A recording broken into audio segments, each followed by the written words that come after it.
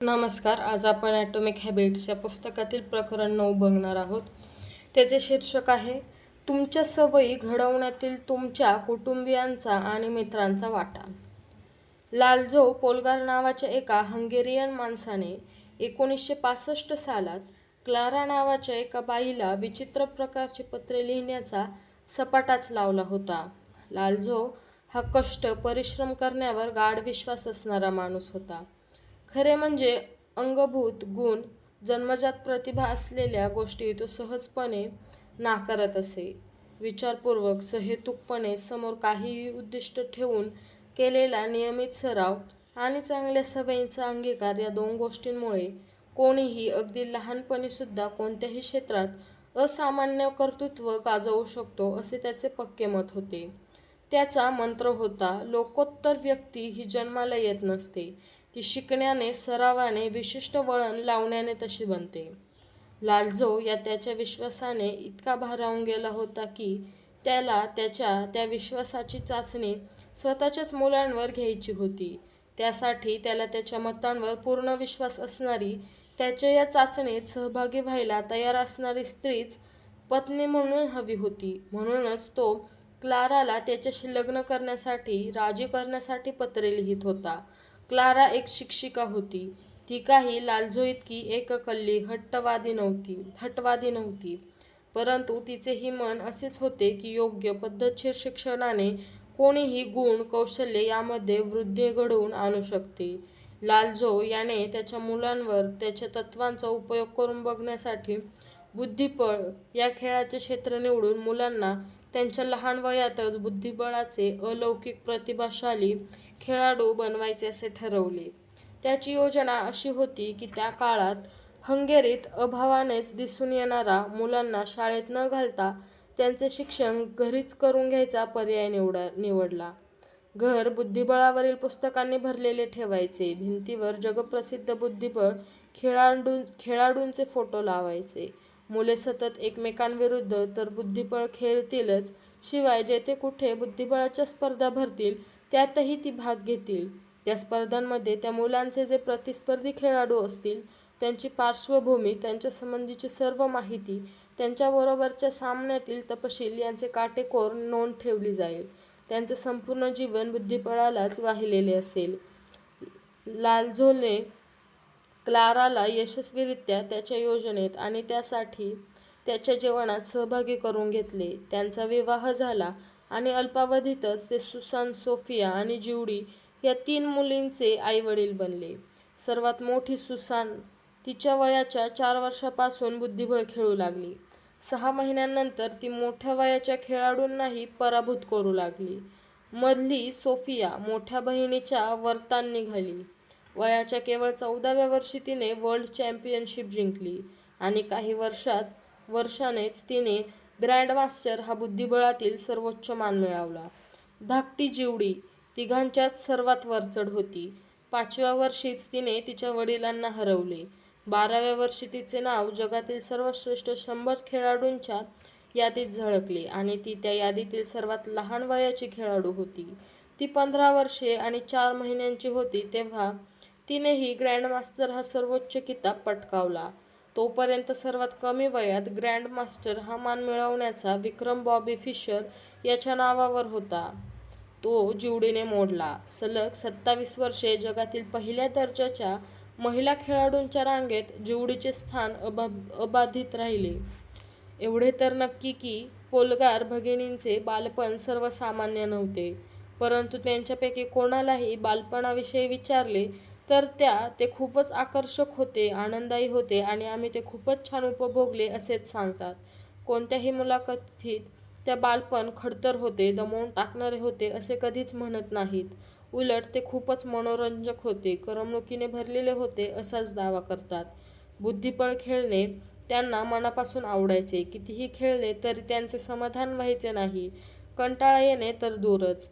एका रात्री लाल्झोला सोफिया घरात कुठे दिसेना म्हणून शोधायला लागल्यावर ती बाथरूममध्ये बसून एकटीच बुद्धिबळाचा डाव मांडून खेळण्यात मग्न झालेली सापडली असे त्यांनीच सांगितले.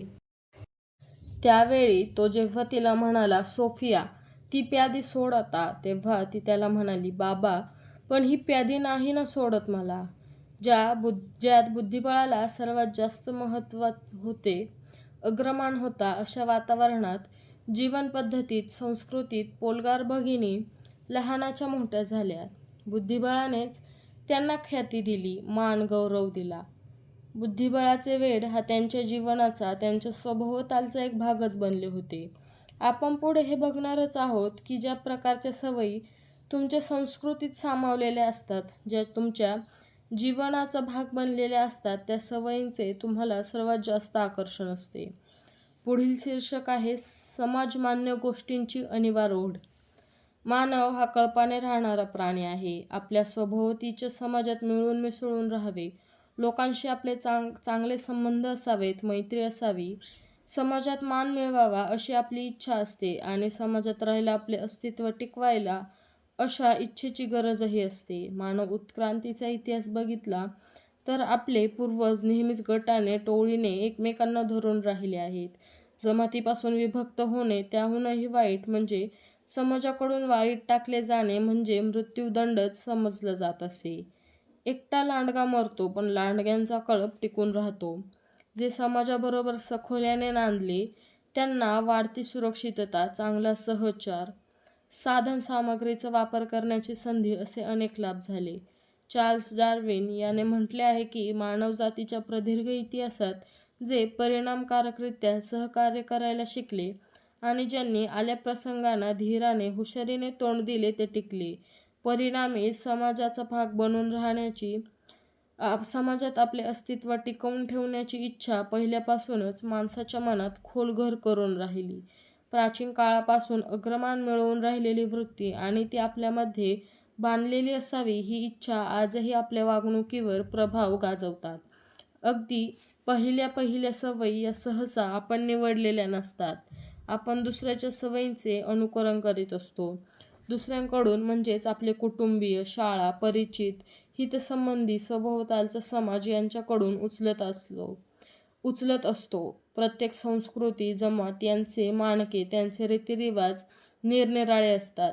विवाह करावा का नाही, विवाहाचे योग्य वय, मुले किती असावीत, कोणते सण समारंभ साजरे करावेत, मुलांच्या वाढदिवसाच्या समारंभावर किती पैसे खर्च करावेत, एक ना दोन, सगळ्या समाजाचे ठरलेले दंडक असतात. ते खरे तर समाजाचे अलिखित नियमच असतात आणि तेच आपली रोजची वागणूक नियंत्रित करीत असतात.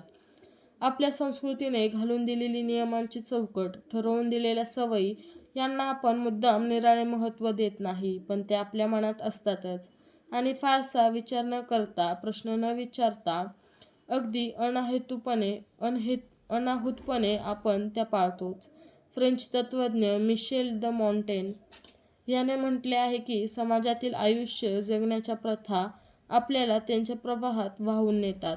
असे समाजाबरोबर जाण्याचे बहुतेक वेळा मनावर ओझे येत नाही. प्रत्येकालाच समाजाचा सदस्य बनून राहायचे असते, आपले अस्तित्व टिकवायचे असते. तुमच्या घरात जर बुद्धिबळ खेळल्याबद्दल कौतुक होत असेल तर साहजिकच बुद्धिबळ खेळण्याचे तुम्हाला आकर्षण वाटू लागते. तुमच्या ऑफिसमधला प्रत्येक जणच जर कडक सूट घालून कामावर येत असेल तर तुम्हीही भारी सुटावर जरा जास्त वाटले तर पैसे खर्च करताच. जर तुमचे सगळेच मित्र आपापसात खाजगी विनोदांची देवघेव करीत असतील, नवनवीन शब्द तयार करून वापरत असतील तर हाही आपल्यातलाच आहे असे त्यांनी म्हणावे, अशा अपेक्षेने तुम्हीही तसाच जोरदार प्रयत्न करता. ज्या गोष्टी, कृती, सवयी आपल्याला समाजात स्थान मिळवून देतात त्यांचे आपल्या मनात आकर्षण निर्माण होऊ लागते. आपण जास्त करून समाजातील खालील 3 प्रकारांत मोडणाऱ्या लोकांच्या सवयींचे अनुकरण करतो. पहिले आपल्या जवळचे, दुसरे बहुसंख्य आणि तिसरे मान्यवर. या 3ही प्रकारातले लोक सवयीतील वा वर्तनातील बदलाच्या दुसऱ्या नियमाचा जास्तीत जास्त लाभ मिळवून देतात, सवयी अधिक आकर्षक बनतात. 1. जवळच्या लोकांचे अनुकरण. सततच्या सानिध्याचा आपल्या वागणुकीवर फार मोठा परिणाम होतो. 6व्या प्रकरणात आपल्या भोवतीच्या भौतिक वातावरणाचा आपल्या वर्तनावर होणारा परिणाम हा मुद्दा चर्चिला गेला आहेच. तसाच परिणाम सामाजिक वातावरणाचाही होतो. आपल्या भोवती वावरणाऱ्या व्यक्तींकडून आपण बऱ्याच सवयी उचलतो. आपले आईवडील वादविवाद अथवा मतभेद कसा हाताळतात, आपल्याबरोबरचे लोक एकमेकांची कशी चेष्टामस्करी करतात, ऑफिसमधले सहकारी काम कसे करतात हे पाहून आपणही त्याच पद्धतीने वागतो. तुमच्या पत्नीला रात्री झोपायला जायच्या आधी घराचे बाहेरचे दार बंद आहे याची ती दोनदा ओढून घेऊन खात्री करायची सवय असली तर हळूहळू तुम्हीही तसेच करू लागता. माझ्याही हे लक्षात आले आहे की बऱ्याच वेळा मीही माझ्या नकळतही माझ्या आजूबाजूच्या लोकांचे अनुकरण करतो. एखाद्याशी बोलताना मीही त्यात सर्व लकबी उचलतो. कॉलेजमध्ये असताना मी माझ्याबरोबर माझ्याच खोलीत राहणाऱ्यांसारखा बोलायला लागतो. दुसऱ्या देशात गेलो की मी स्वतःला तसे न करण्याविषयी बजावतो. तरीही त्या देशवासियांसारखे स्थानिकांच्या शब्दोच्चाराची वैशिष्ट्य शैली वापरून बोलू लागतो. सर्वसामान्यपणे नियम असा की आपण एखाद्याच्या जितके अधिक जवळ असतो तितकी त्याच्या सवयींचे अनुकरण आपल्या हातून होण्याची शक्यता जास्त असते. एका असाधारण अशा संशोधन प्रकल्पात 12,000 लोकांचा 32 वर्षे अभ्यास केला गेला होता. त्या संशोधनाचा निष्कर्ष असा होता की त्या व्यक्तीचा मित्र व मैत्रिणी लठ्ठ असतात, ती व्यक्ती लठ्ठ होण्याची शक्यता 57% वाढते. हीच गोष्ट उलट बाबतीतही होते. दुसऱ्या एका अभ्यासात असे सिद्ध झाले की जवळचे संबंध असलेल्या 2 व्यक्तींपैकी एकाचे वजन कमी झाले तर दुसऱ्याचीही बारीक होण्याची 33% शक्यता असते. आपले मित्र, आपले कुटुंबीय, सगळे संबंधी हे सगळे आपल्यावर एक प्रकारचा अदृश्य दबाव टाकत असतात आणि आपल्याला त्यांच्या बाजूला ओढत असतात. अर्थात जर तुमच्या सहवासातील लोक वाईट प्रभाव पाडणारे असले तरच त्यांचा दबाव, त्यांची ओढ वाईट परिणाम घडवते. माईक मासिमिनो हा अंतराळवीर MITमध्ये पदव्युत्तर शिक्षण घेत होता. त्यावेळी त्याने एक छोटासा रोबॉटिक्सच्या यंत्रमानवासंबंधीच्या विशिष्ट तंत्राचा वर्ग घेतला होता. त्या वर्गातील 10 जणांपैकी 4 जण मासिमोनोसारखेच अंतराळवीर बनले. ज्यांचे ध्येय अंतराळवीर बनण्याचे होते त्यांच्यासाठी तो वर्ग म्हणजे एक पर्वणीच होती. त्यांच्या ध्येयाची जोपासना करण्याची सर्वोत्तम जागा, सर्वोच्च संधी होती. एका अभ्यासातून असेही दिसून आले की बुद्धिमत्तेची पातळी सर्वसाधारणपणे सारख्या असलेल्या 2 मित्रांपैकी एकाचा IQ बुद्ध्यांक त्याच्या वयाच्या 11-12व्या वर्षी जर दुसऱ्यापेक्षा जास्त असेल तर त्या दुसऱ्या मित्राचा बुद्ध्यांक ते दोघे 15-16 वर्षाचे होईपर्यंत वाढून पहिल्या इतकाच झालेला असतो. थोडक्यात आपण आपल्या आजूबाजूच्या लोकांचे गुण अवगुण, विचारपद्धती, वृत्ती, कृती, सवयी आत्मसात करीत असतो. चांगल्या सवयी लावून घ्यायच्या असतील तर तुम्हाला अपेक्षित असणारे गुण, विचारपद्धती, वर्तन ज्यांच्यामध्ये आधीपासूनच साहजिकपणे असेल अशांच्याच गटात सामील होणे, त्यांच्या सहवासात राहणे हा त्यासाठी सर्वात परिणामकारक मार्ग आहे. जेव्हा तुमच्या सहवासातील लोक काही गोष्टी रोजच्या सवयी म्हणून सहजपणे करीत असतात तेव्हा तुम्हालाही नव्या सवयी लावून घेणे सहज साध्य वाटू लागते. तुमच्या सभोवतालचे लोक शरीराने सुदृढ असले तर तुम्हीही त्यांची व्यायामाची सवय लावून घेण्याची शक्यता जास्त असते. ते झाज संगीताचे प्रेमी असले तर तुम्हालाही रोज ते संगीत वाजवणे, ऐकणे योग्य वाटते. आपले आयुष्य सामान्यपणे कसे असावे याविषयीच्या तुमच्या अपेक्षांवर तुम्ही ज्या लोकांमध्ये वावरता, ज्या समाजात रमता त्यांचा फार मोठा प्रभाव पडत असतो. तुम्हाला ज्या सवयी आत्मसात करून घ्यायच्या आहेत त्याच सवयी सामान्य जीवनात पाळणाऱ्या लोकांच्या सहवासात राहा. तुम्ही आणि ते सगळेच प्रगती कराल. तुमच्या सवयी याहून अधिक आकर्षक बनवायच्या असतील तर हेच धोरण आणखी एक पाऊल पुढे नेता येईल.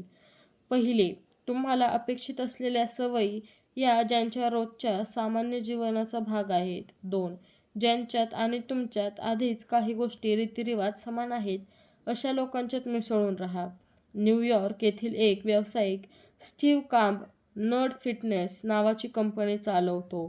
त्याचा असा दावा आहे की त्याची कंपनी बुद्धिमान पण समाजाशी फटकून वागणाऱ्या, लोकांच्यात मिसळू न शकणाऱ्या, स्वतःचे निराळेपण जपू पाहणाऱ्या एकांड्या शिलेदारांनाही वजन कमी करून सशक्त आणि सुदृढ बनायला मदत करते. त्याच्या ग्राहकांमध्ये ज्यांना त्यांचे शरीर आकारात आणायचे आहे, सुदृढ बनवायचे आहे, असे काही व्हिडिओ गेम्सच्या वेडाने झपाटलेले, चित्रपट पाहण्याचा प्रचंड शौक असलेले, आणि चाकोरीबंद आयुष्य जगणारे चाकरमाने असे विविध प्रकारचे लोक आहेत. प्रथमच व्यायामशाळेत जाऊन व्यायाम करू पाहणाऱ्या किंवा आहारात बदल करू पाहणाऱ्या लोकांना असे वाटते की मी काही तेथे शोभत नाही, ही जागा माझ्यासाठी नाही.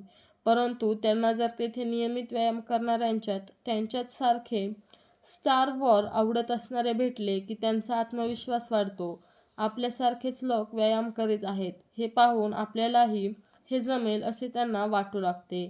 आपल्या आजूबाजूच्या समाजाचा आपण एक भाग आहोत ही भावना जेवढ्या प्रमाणात आपल्याला प्रेरित करते तेवढी दुसरी कोणतीच करीत नाही. ती भावना असली की आपले आयुष्य हा एकट्याचा शोधप्रवास राहत नाही, ती तांड्याबरोबरची यात्रा होते. आधी तुम्ही एकटे असता, तुमची स्वतंत्र ओळख असते, एक वाचक, वादक, सायकलपटू वगैरे. तेच जेव्हा तुम्ही एखाद्या बुल क्लबचे, ग्रंथालयाचे सदस्य होतात, एखाद्या वाद्यवृंदात भाग घेऊन वाद्य वाजवू लागता, सायकलपटूंच्या गटाचे सदस्य होता, तेव्हा तुमची ओळख तुमच्या अन्य सभासद यांच्याशी जोडली जाते. त्या क्षेत्रातील प्रगती वा काही बदल हे तुमचे व्यक्तिगत प्रयत्न राहत नाहीत. मग तुम्ही अनेक वाचकांपैकी एक, काही वादकांपैकी एक, निवडक सायकलपटूंपैकी एक होता, अशी वाटून घेतलेली ओळख तुमच्या व्यक्तिगत ओळखीला बळकटी आणते. म्हणूनच एक ओळख मिळाल्यावर समान ओळख असलेल्या गटाशी संलग्न राहणे हे तुमच्या त्या सवयीचे अखंड पालनासाठी फार महत्त्वाचे असते. समान सवयीच्या लोकांशी मैत्रीचे संबंध असणे, हितसंबंध असणे, तशा लोकांचा एक गट बनणे हे नवीन व्यक्तिगत ओळख बळकट करते आणि त्या सवयी प्रदीर्घ काळापर्यंत पाळायला सहाय्यभूत करते. 2. बहुसंख्यांचे अनुकरण. 1950 साली सॅलोमॉन ॲच या मानसशास्त्रज्ञाने अनेक प्रयोग केले. त्यांचा समावेश आजही पदवी परीक्षांच्या विद्यार्थ्यांच्या अभ्यासक्रमात केला जातो. त्याच्या प्रत्येक प्रयोगाच्या सुरुवातीला ज्या व्यक्तींवर प्रयोग केला जाणार आहे असे त्यांना सर्वस्वी अनोळखी लोकांबरोबर एका खोलीत प्रवेश करायला सांगितले जायचे. त्या व्यक्तींना अनोळखी असणारे लोक म्हणजे प्रयोगकर्त्याने या प्रयोगासाठी मुद्दाम योजलेले, आधीच शिकवलेले लोक असत. त्यांना काय करायचे, काही प्रश्नांची उत्तरे काय द्यायची, कशी द्यायची हे पडवलेले असे. एका प्रयोगात प्रथम सर्वांना एक रेघ ओढलेले कार्ड दाखवले, त्यानंतर तसेच दुसरे, परंतु जास्त रेघा काढलेले कार्ड दाखवले जायचे. दोन्ही कार्ड समोर ठेवून प्रत्येकाला पहिल्या कार्डवरील रेघ एवढीच लांब असलेली दुसऱ्या कार्डवरील रेघ निवडायला सांगितले जायचे. प्रत्येक प्रयोगाची सुरुवात सारखीच सोप्या कोड्याने व्हायची. प्रथम सगळ्यांचे 2 सारख्या रेघांविषयी एकमत असायचे. तसे काही सहमताचे काही डाव खेळल्यानंतर कोडे सोपेच असायचे. पण प्रयोगकर्त्यांनी शिकवलेले लोक मात्र मुद्दाम चुकीची रेघ निवडायचे. उदाहरणार्थ, वर एक लेखकाने आकृती दिली आहे, ती मी तुम्हाला समजावण्याचा प्रयत्न करते. एक कार्ड आहे ज्याच्यावर एक रेघ मारलेली आहे आणि दुसरे कार्ड आहे त्याच्यावर 3 रेघा मारलेल्या आहेत. जी रेघ पहिल्या कार्डवर आहे तेवढ्याच लांबीची एक रेघ दुसऱ्या कार्डवरही आहे आणि इतर मापांच्या 2 रेघाही दिलेल्या आहेत. पण डाव्या कार्डवरील रेघेची लांबी उजव्या कार्डवरील एका रेघेशी जुळत असून सुद्धा ती रेघ न निवडता पडवलेले लोक भलतीच रेघ सांगून त्याला दुजोरा द्यायचे. ज्यांना यातला कावा माहीत नसायचा ते म्हणजे ज्यांच्यावर प्रयोग करण्यात येत आहे. त्या व्यक्ती या नाटकाने गोंधळून जायच्या, आश्चर्याने डोळे विस्फारायच्या. त्या स्पष्ट वेडेपणाला स्वतःशी हसायच्या. निवडीविषयी त्या शिकवलेल्या लोकांना परत विचारून चूक सुधारायची संधी द्यायच्या. पण एकामागून एक सर्वच जण एकाच चुकीच्या निवडीला मान डोलावताना पाहून हैराण व्हायच्या. अखेरीस त्यांच्या मनात त्यांच्याच निवडीबद्दलच शंका निर्माण व्हायची आणि अखेरीस त्या व्यक्ती ते उत्तर चूक आहे हे त्यांच्या मनाला पटत असूनही बहुसंख्यांचे उत्तर मान्य करायच्या. ॲच याने हा प्रयोग अनेक वेळा विविध प्रकारांनी करून बघितला. निष्कर्ष असा निघाला की त्याने पढवलेल्या नटमंडळींची संख्या जितकी जास्त तितकी प्रयोग ज्यांच्यावर केला जात असेल त्यांच्यापैकी चुकीच्यांच्या मतालाही होकार देणाऱ्यांची संख्याही वाढायची. जर एकच नट आणि एकच व्यक्ती असे दोघंच प्रयोगात भाग घेत असले तर त्या प्रयोग ज्या व्यक्तीवर केला जात आहे ती त्या नटाच्या विरुद्ध असूनही तिच्या स्वतःच्या मतावर ठाम राहायची. तिचे मत बदलायचे नाही. त्या नटाच्या उपस्थितीची दखलही न घेता स्वतःचे मत नोंदवायची. दोन नट असले तरी त्यांच्या चुकीच्या निवडीचा परिणाम प्रयोग करण्यात येणाऱ्या व्यक्तीवर झालेला दिसून यायचा नाही. पण जसजशी नटांची संख्या 3, 4 अशी वाढत 8 पर्यंत पोहोचायची तेव्हा मात्र ज्यांच्यावर प्रयोग केला जात असे त्या व्यक्ती पुनर्विचाराला उद्युक्त व्हायच्या. अशा रीतीने केलेल्या प्रयोगात 75% व्यक्ती अन्य बहुसंख्यांच्या चुकीच्या मताला बळी पडल्याचे दिसले. या परिस्थितीत काय करावे याविषयी जेव्हा आपल्या मनात संदेह असतो तेव्हा आपण मार्गदर्शनासाठी आपले लोक तशा परिस्थितीत कसे वागतात हे पाहतो, आठवतो, कधी सल्लाही मागतो. अशा परिस्थितीत इतर जण कसे वागतात हा प्रश्न आपण स्वतःला विचारतो. आपण ॲमेझॉन, येल्प किंवा ट्रिप ॲडवायझर यांसारख्या संकेतस्थळांवरील ग्राहकांचे अभिप्राय आवर्जून वाचतो. कारण आपल्याला सर्वात जास्त पसंती असलेली, सर्वांनी चांगली म्हणून नावाजलेलीच गोष्ट खरेदी करायची असते. सर्वात चविष्ट अन्न खायचे असते. उत्तमातली उत्तम सहल करायची असते. हे खरोखरच हुशारीचेच धोरण आहे आणि त्याचे कितीतरी पुरावेही आहेत.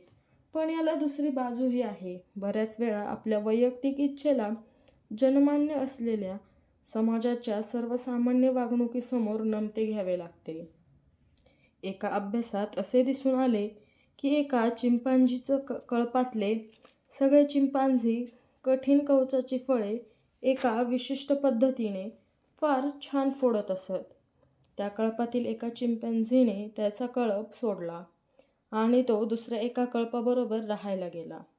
नव्या कळपातील चिंपॅन्झी एक नवीन निराळी पद्धत वापरीत असत. आपल्या नव्या कळपात सामावून जाण्यासाठी त्या कळप बदललेल्या चिंपॅन्झीने त्याची आधीची उत्तम पद्धत सोडून दिली आणि कमी कार्यक्षम असूनही नव्या कळपाची निकृष्ट पद्धत वापरायला सुरुवात केली.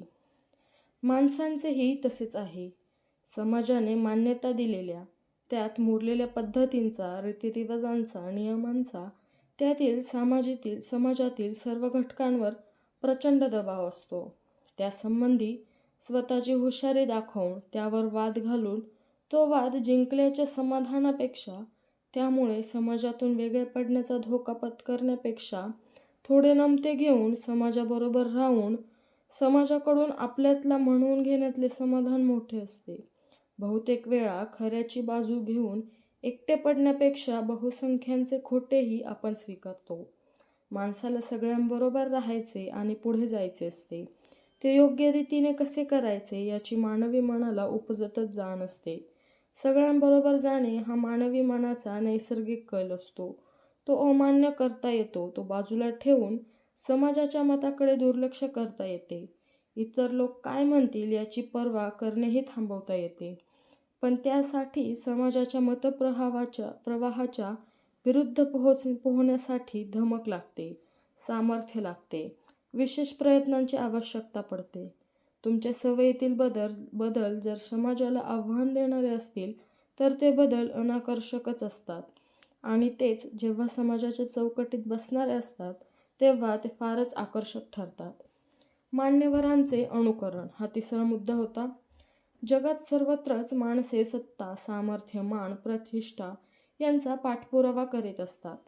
आपल्या कोटावर सन्मानाचे पदक झळकत असावे, आपल्याला हे प्रेसिडेंट किंवा पार्टनर असे मानाचे बिरुद लागावे, आपले नाव व्हावे, सर्वांनी आपल्याला ओळखावे, कौतुक करावे असे सर्वांनाच वाटत असते.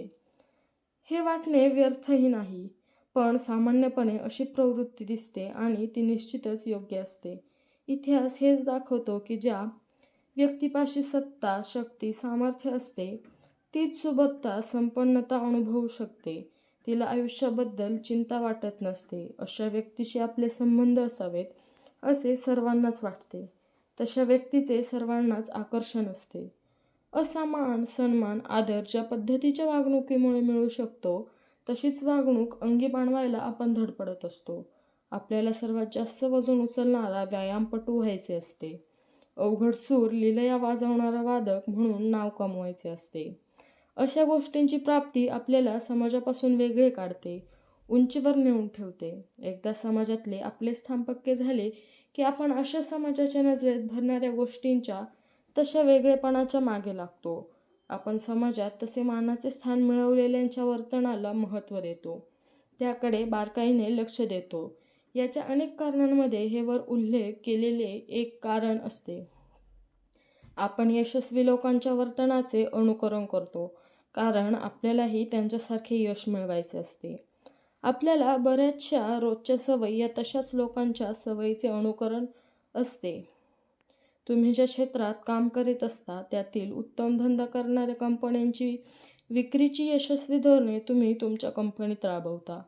तुम्ही स्वयंपाकात तुमच्या आवडत्या शेफने दाखवलेल्या पाककृती वापरता. तुम्ही ज्या लेखकाला आदर्श मानता त्याच्या लिखाणाची शैली तुम्ही आत्मसात करण्याचा प्रयत्न करता. तुम्ही तुमच्या वरिष्ठांसारखेच बोलता, वागता. आपल्याला समाजातील काही यशस्वी लोकांचा हेवा वाटत असतो आणि म्हणूनच त्यांच्यासारखे यशस्वी होण्यासाठी आपण त्यांच्या धोरणांचे, वर्तनाचे, सवयींचे अनुकरण करतो. उच्चस्तरीय लोकांना समाजाकडून मान मिळतो, त्यांचा आदर केला जातो, प्रशंसा केली जाते. त्यामुळेच ज्या सवयींचे समाजाकडून कौतुक होते, ज्या प्रकारच्या वर्तनाला समाजाकडून मान मिळतो, त्या सवयींचे, त्या वर्तनाचे आपल्याला आकर्षण वाटते. त्याचप्रमाणे ज्या सवयी वा वर्तनामुळे आपला समाजातील मान कमी होईल, आपल्या स्थानाला धक्का पोहोचेल, त्या आपण कटाक्षाने टाळतो. आपल्या घराचे आवार पाहून शेजारच्या लोकांनी नाक मोरडू नयेत, त्यांच्या नजरेत आपले आळशी गबाळे ठरू नये म्हणून आपण घरासमोरच्या हिरवळीची नियमित मशागत करतो.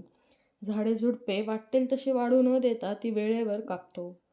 आपल्या आईच्या काटेकोर परीक्षेत नापास होऊ नये म्हणून ती घरी यायची असली की आपण घर जरा जास्तच व्यवस्थित टापटीप ठेवतो. लोक काय म्हणतील हा आपल्याला सतत सतावणारा प्रश्न असतो. त्या प्रश्नाच्या दरवेळच्या उत्तरानुसार आपण आपल्या सवयींमध्ये, वर्तनामध्ये बदल घडवीत असतो. समाज आपल्याशी कसा वागतो याचा आपल्या वागण्यावर किती खोलवर आणि प्रदीर्घ काळ टिकणारा प्रभाव पडतो याचा या प्रकरणाच्या प्रारंभी ज्यांची यशोगाथा सांगितली आहे त्या बुद्धिबळातील सर्वोच्च मान मिळवणाऱ्या पोलगार भगिनी हा भरभक्कम पुरावा आहेत. त्या बहिणी लहानपणापासून रोज बुद्धिबळाचा भरपूर सराव करीत राहिल्या आणि ते त्यांनी कित्येक वर्ष सुरू ठेवले. त्यांना त्यांच्या या आवडीचे, सवयीचे कायम आकर्षण राहिले. यात त्यांच्या त्या सवयीचे त्यांच्या भोवतालच्या समाजाने आणि नंतर संपूर्ण जगानेही मनापासून कौतुक केले, पाठिंबा दर्शवला. या गोष्टीचा मोठा वाटा होता.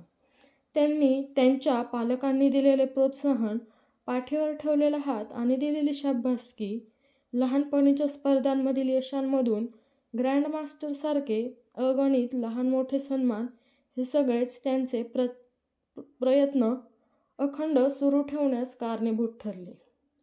अशा प्रकारे आपलं प्रकरण 9 संपलेलं आहे. भेटूया पुढच्या भागात. तोवर धन्यवाद.